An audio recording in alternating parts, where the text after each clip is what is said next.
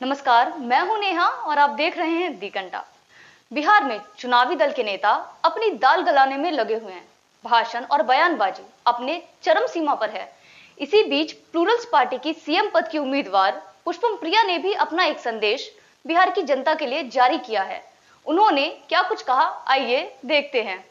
राज्य का वो पद जिस पर राज्य के हर व्यक्ति की जिम्मेदारी होती है, वो है मुख्यमंत्री का पद। बिहार का मुख्यमंत्री बिहार के 13 करोड़ लोगों के लिए जिम्मेदार होता है। हमारी बेहतरी की जिम्मेदारी, हमारी सुरक्षा की जिम्मेदारी, हमें बेवजह संघर्ष ना करना पड़े उसकी जिम्मेदारी, हमारी शिक्षा, हमारे स्वास्थ्य की जिम्मेदारी, हमारे नौकरी, हमारे जीवन की जिम्मेदारी, ये कोई एहसान नहीं है, ये कर्तव्य है राज्य के मुख्यमंत्री का।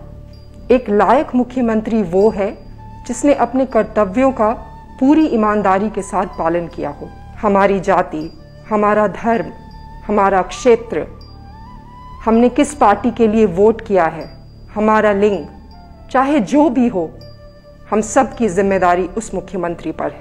इन सभी कर्तव्यों को एक मुख्यमंत्री को निष्पक्षता के साथ पूरा करना होता है। 30 साल बहुत लंबा वक्त होता है।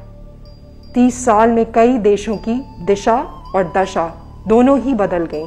हमारा खुद का देश बहुत आगे बढ़ गया, दुनिया बहुत आगे निकल गई।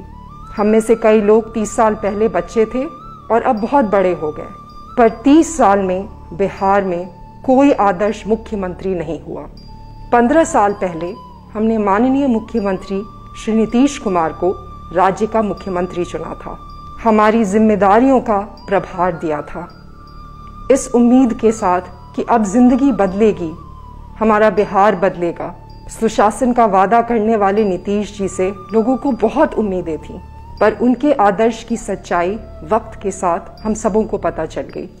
कुर्सी बचाने के लिए तथाकथित सुशासन ने कुशासन से दोस्ती भी कर ली, पर हमें लगा शायद उन्हें मुख्यमंत्री होने का, 13 करोड़ जनसंख्या की जिम्मेदारियों का, लोकतंत्र का भार महसूस होगा, पर ऐसा हुआ नहीं। उन्होंने कुर्सी बचाने के लिए उन्हीं लोगों से दोस्ती कर दी जिनके खिलाफ लड़ाई करने के लिए हमने उन्हें चुना था।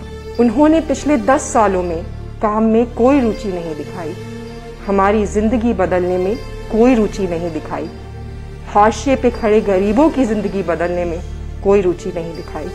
लोग वहीं रह गए, लोगों के पास आज भी मकान नहीं रहा और सत्ता के दलालों के लिए मकान बनते गए।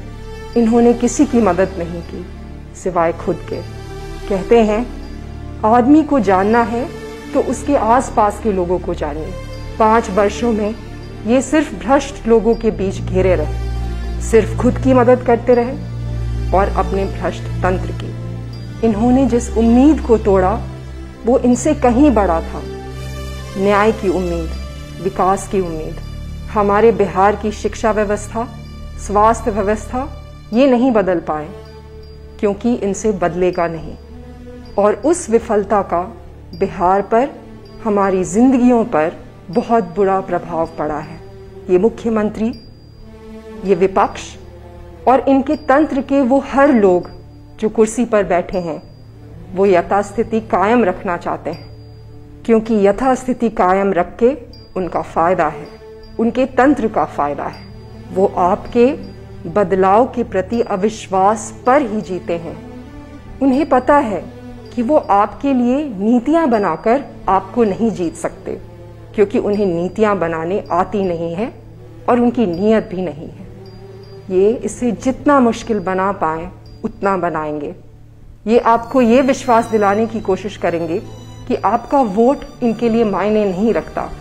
ये कहेंगे कि अगर आप हमें वोट ना भी करेंगे तो हम जीत जाएंगे, ताकि वो हमारे जीवन को प्रभावित करने वाले निर्णय खुद लेते रहें और हमारी जिंदगी में कोई भी बदलाव नहीं आए। हमारा लोकतंत्र अब लोकतंत्र नहीं रहा है। लोग उस लोकतंत्र में नहीं है, सिर्फ एक तंत्र रह गया है, एक भ्रष्ट तंत्र। हमें दिखावे के लिए बस एक वोट करने की अनुमति दे दी गई है। अब हमें उसे बदलना होगा, इनसे अपना पावर वापस लेना होगा।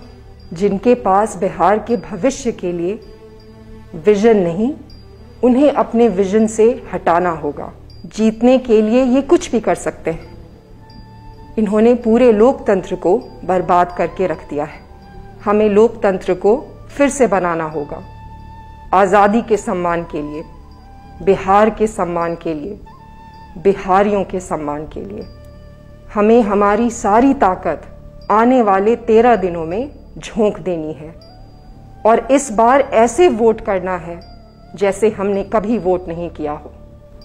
अच्छे लोगों को, साफ सुथरे सीधे लोगों को अपना प्रतिनिधि बनाना है ताकि बिहार, जिसे हम बेहद प्यार करते हैं, उसका गौरव और उसकी गरिमा वापस आ सके।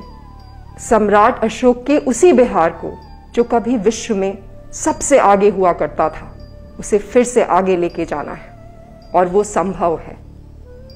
पर वो संभव तब है जब हम नीतियों की राजनीति करें, नेताओं की नहीं। बिहार को पूर्णतः बदलते हैं, अब आगे बढ़ते हैं। पिछले 30 वर्षों के बंधन और गठबंधनों से मुक्ति पाते हैं। पिछले 30 वर्षों के नकली नेताओं से मुक्ति पाते हैं। नीतीश जी और लालू जी के पिछले 30 वर्षों से मुक्ति पाते हैं। ऐसे ही और अपडेट के लिए बने रहे हमारे साथ। आप हमारे चैनल को लाइक कीजिए, सब्सक्राइब कीजिए और हाँ, बेल आइकन दबाना ना भूलें ताकि जब भी हम कोई वीडियो अपलोड करें तो नोटिफिकेशंस के जरिए आपको पता लग सके।